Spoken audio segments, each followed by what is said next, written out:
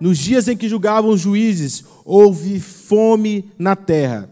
E um homem de Belém de Judá saiu a habitar na terra de Moabe com a sua mulher e os seus 2 filhos. Esse homem se chamava Elimeleque e sua mulher Noemi. Os filhos se chamavam Malom e Quilom, efrateus, de Belém de Judá, que vieram à terra de Moabe e ficaram ali. Morreu Elimeleque, marido de Noemi, e ficou ela com os seus 2 filhos, os quais casaram com mulheres moabitas. Era o nome de uma Orfa e de outra Ruth, e ficaram ali quase 10 anos. Morreram também ambos, Malom e Quiliom, ficando assim a mulher desamparada de seus 2 filhos e de seu marido. Então se dispôs ela com as suas noras e voltou da terra de Moabe, porquanto nesta ouviu o Senhor e se lembrara de seu povo, dando-lhes pão. Pai, a Tua palavra é suficiente para tocar os nossos corações e converter as nossas almas, Senhor. Te pedimos no nome de Jesus que toda ação maligna, que toda distração venha cair por terra e que neste momento a Tua palavra venha confrontar o nosso ser e nos levar cativos à Tua vontade, no nome de Jesus. Um pai e um filho foram presos em um labirinto e durante aquele momento de prisão eles ficaram muito angustiados, muito desesperados e começaram a buscar. O pai dele era um famoso inventor e começou a buscar formas de sair daquilo ali. E ele começou a juntar penas dos pássaros que sobrevoavam aquele labirinto. Ele começou a juntar também a cera das velas que eram colocadas para acender e dar luminosidade àquele labirinto. Até que ele construiu 2 asas. Uma asa para ele e uma asa para o filho dele, para eles fugirem daquele lugar.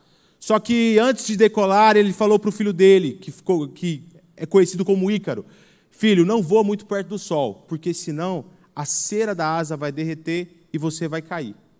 Eles começaram a voar, Ícaro se deslumbrou com o sol, tentou chegar um pouquinho mais perto.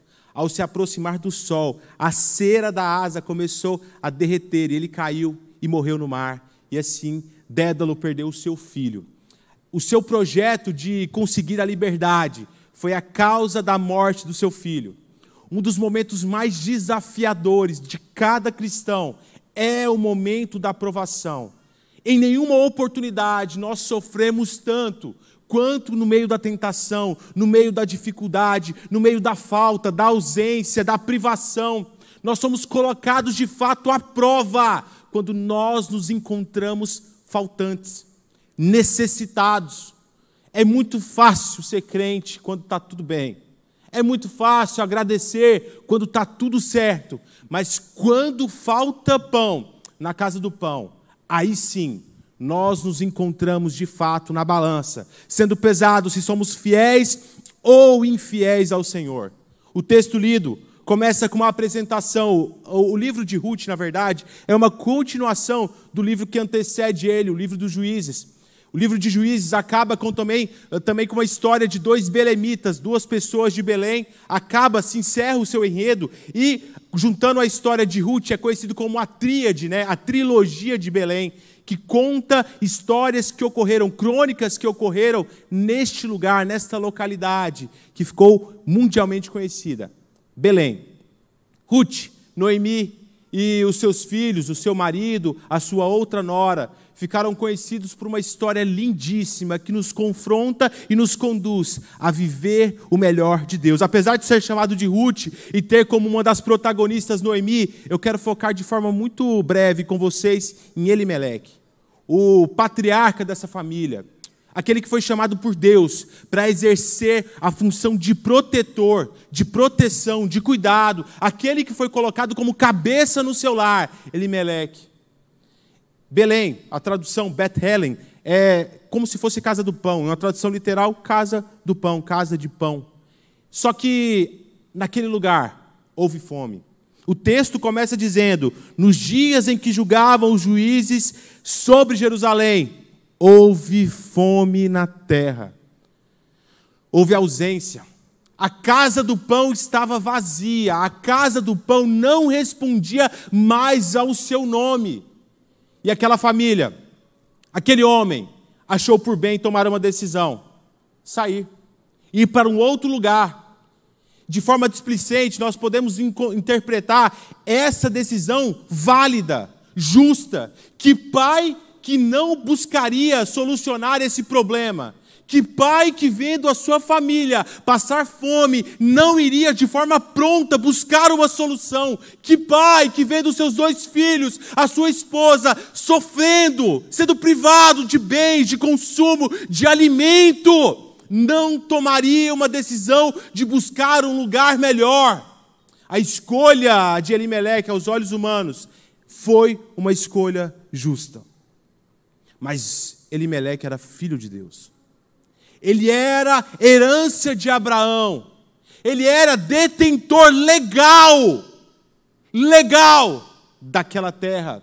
E Deus havia prometido que aquela terra não era uma terra qualquer, não era só um pedaço geográfico. Aquela terra era a terra que iria emanar leite e mel. Aquela era a terra da provisão. Deus havia prometido. Não foram homens que prometeram, não foi uma especulação dos patriarcas que fez eles se conduzir àquele lugar. Não, Deus disse: eu lhes conduzirei a um lugar que irá brotar leite e mel. Mas naquele momento, aquela terra estava árida, seca, completamente estéril. E não era Deus o culpado. E não era Deus o agente do mal que levou aquele povo a sofrer. O mesmo Deus que prometeu que aquela terra iria suprir ele em todas as coisas, lhes advertiu que se eles não seguissem os preceitos denominados, dados por Deus, eles iriam sofrer. Não porque Deus é punitivo e vingativo, muito pelo contrário, é porque Deus é justo. Justo, antes de tudo, com a sua palavra. Deus é fiel sim, mas antes de todas as coisas, Ele é fiel àquilo que Ele promete e àquilo que Ele ordena. Deus advertiu em diversas vezes, no livro de Deuteronômio, em Êxodo, em Números. Ele disse: se vocês se desviarem dos meus caminhos, vocês irão sofrer, a terra irá ficar seca.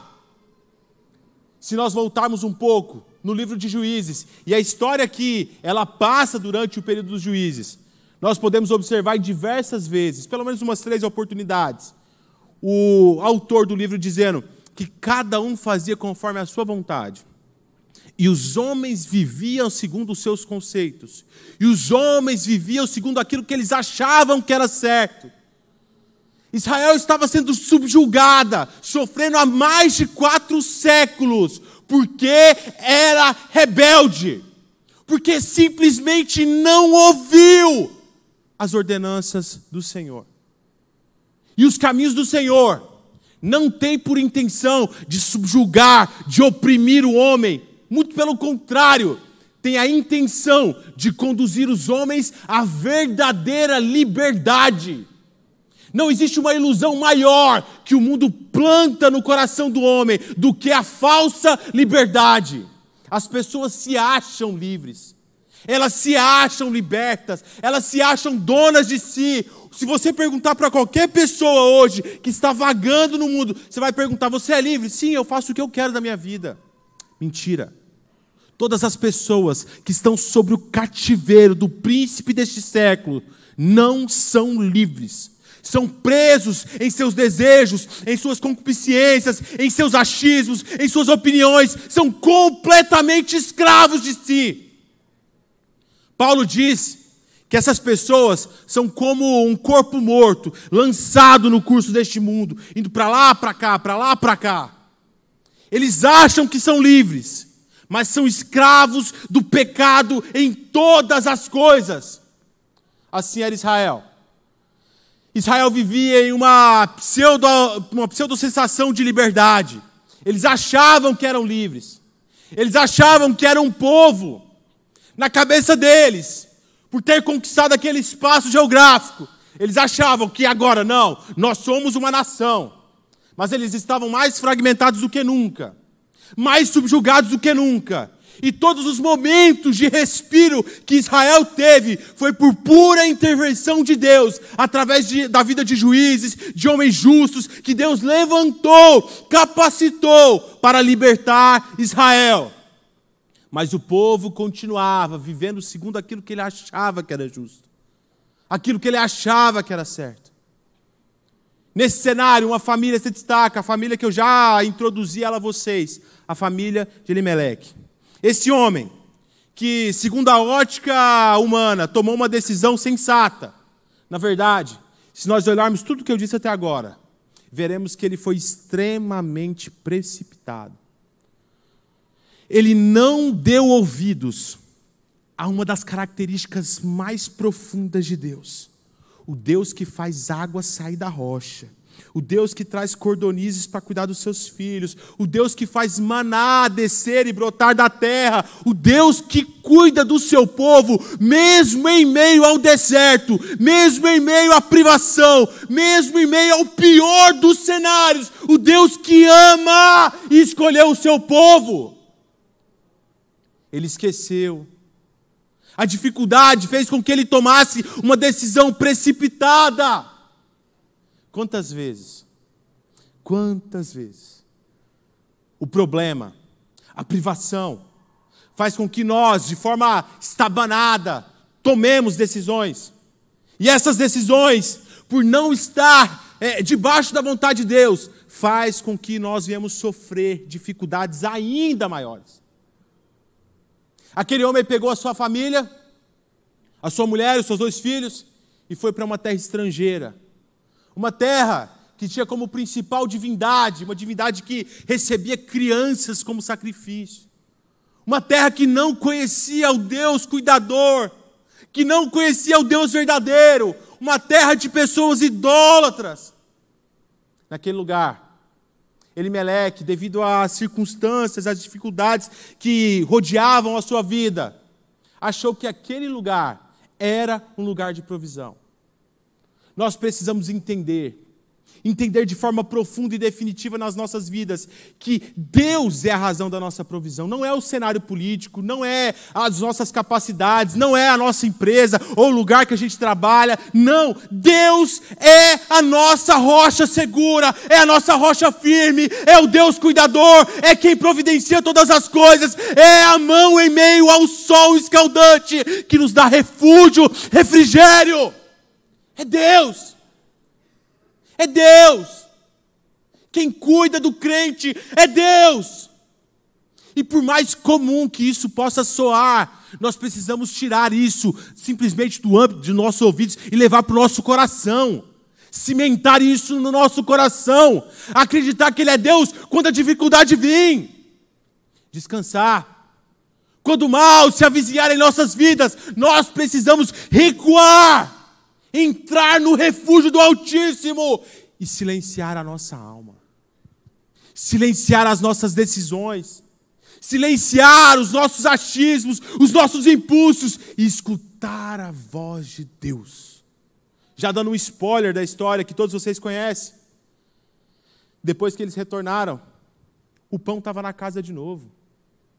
O pão estava na casa de novo. O último versículo que eu li diz justamente isso. Então se dispôs ela com as suas noras e voltou da terra de Moabe, porquanto nesta ouviu que o Senhor se lembrara do seu povo, dando-lhe o quê? Pão. Deus, Ele é bom. Cristo, ao se referir ao cuidado de Deus, olha para uma multidão e diz assim, se vocês que são maus não dão pedra para os seus filhos, imagina Deus que é bom, Ele que é o bom, o bem perfeito, o sumo bom. Deus é quem providencia todas as coisas na sua vida. Por mais que você esteja passando uma dificuldade enorme, e todos nós aqui, nesses últimos 2 anos, estamos enfrentando a ansiedade que se avizinha das nossas vidas, a insegurança, o medo, a doença, o mal. Mas nós somos dignos da casa do pão através do sangue do Cordeiro. Nós não estamos na filiação de Deus por simplesmente estar Deus comprou cada um de nós. Deus, através do sacrifício de Jesus, comprou cada um de nós. Nós não podemos, meus irmãos, nós não podemos viver como aqueles que estão no mundo. Nós não podemos nos movimentar através daquilo que os nossos olhos veem, mas através daquilo que Cristo prometeu.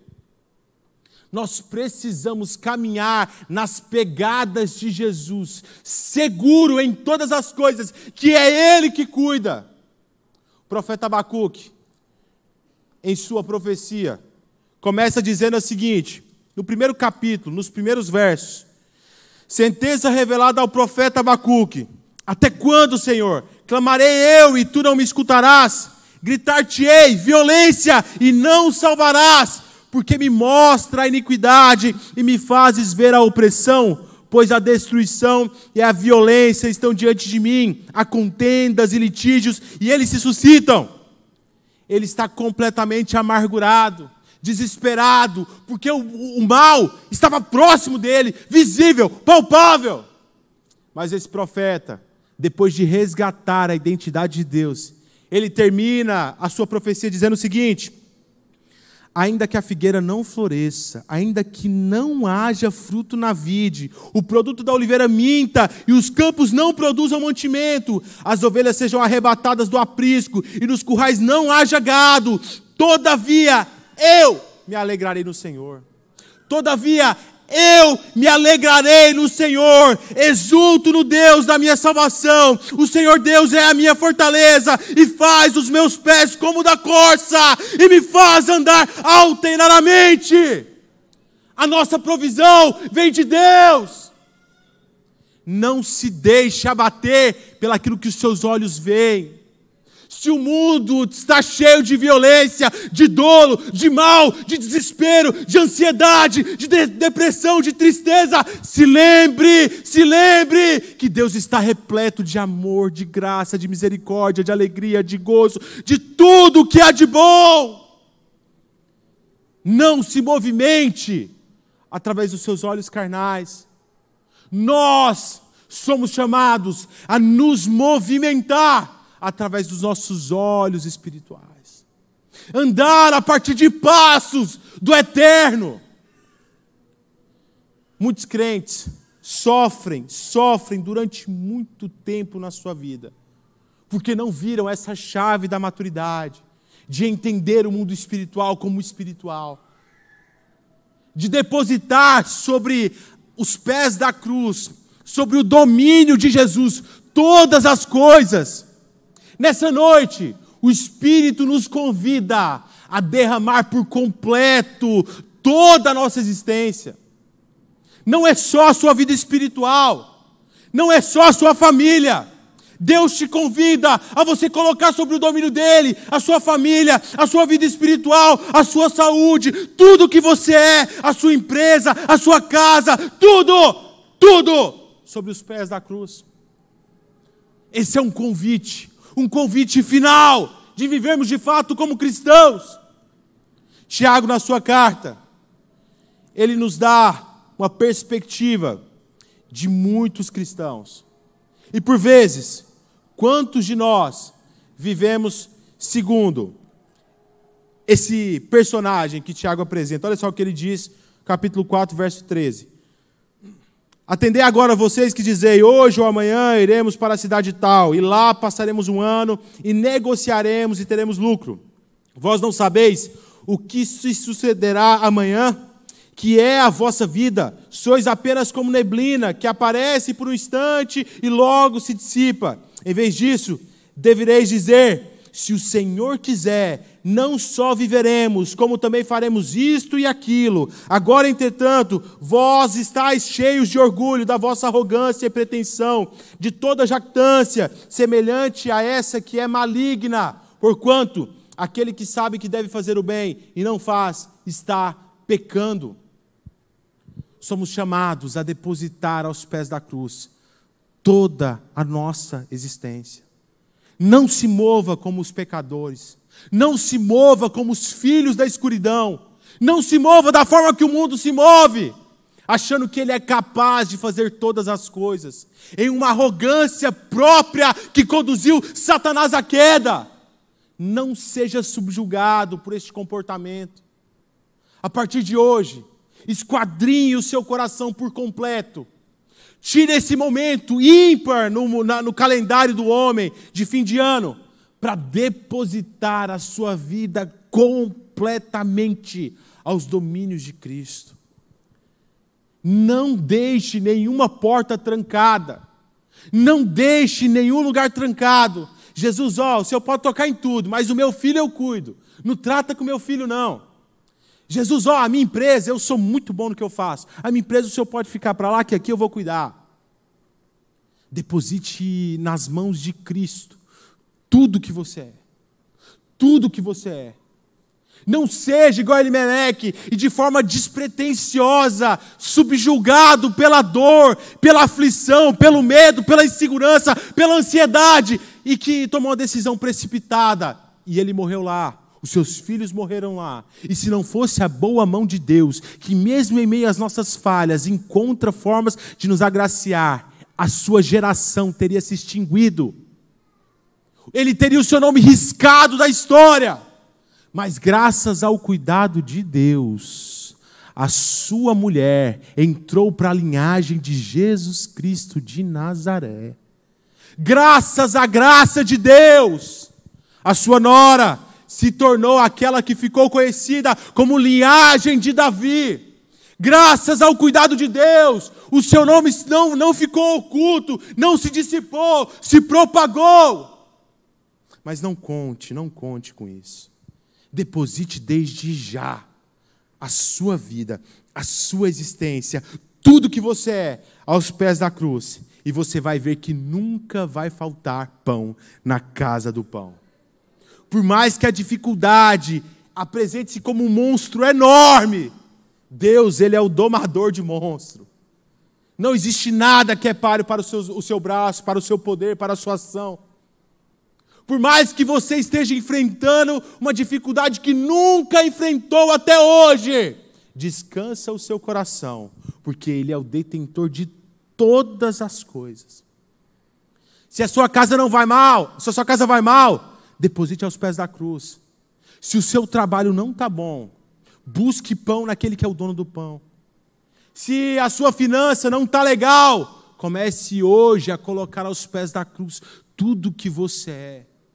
E você verá que pode até ficar seco, pode até ficar difícil, o cenário pode ser de deserto, pode ser tudo opaco, mas Deus faz grama brotar, faz rio sair de pedra, faz provisão vir em todos os cenários.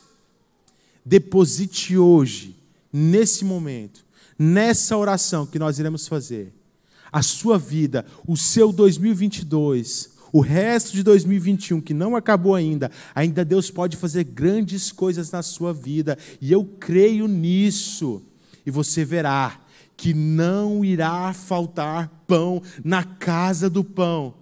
Não desista de vir na igreja, não desista de buscar aqui a sua provisão, não desista de orar, não desista de jejuar, não desista de louvar ao Senhor. Quanto maior for a prova, mais tem que se intensificar o seu relacionamento com Deus, a sua intimidade com Deus, mais você deve se aproximar, porque Ele é o dono de todas as coisas. Se você crer, aplauda ao Senhor.